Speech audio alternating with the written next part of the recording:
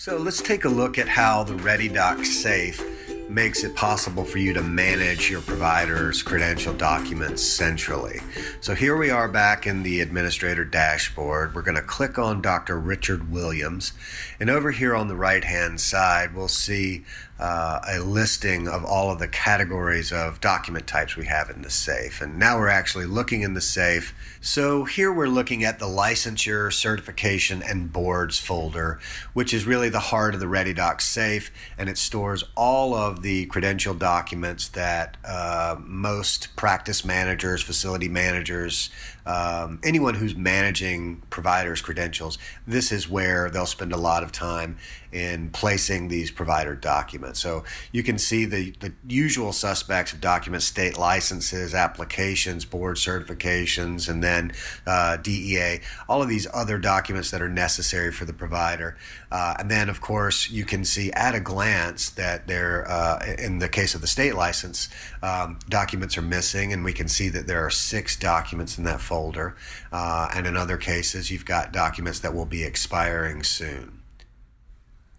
So now we're looking in the identification and education section. As we mouse over a different folder, we can see in this example we've got a government ID that's close to expiring, and mousing over the driver's license we can see an expiration alert has been set.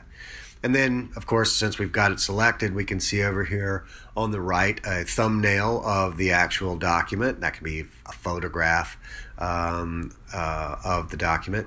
And then all the details about this particular driver's license, when it expires, and what the expiration alert reminder has been set, and if there are any notes. There don't happen to be any now. And up here, we're seeing version history of the document and, of course, the expiration date here. Now, we can edit this document. When we click on Edit, we have the ability here to change the alert reminder. Here, I'm selecting 30 days before expiration, and I'll pop in a quick note here just stating that I'm changing the notification date, and then I'll update that, and now that's been memorialized.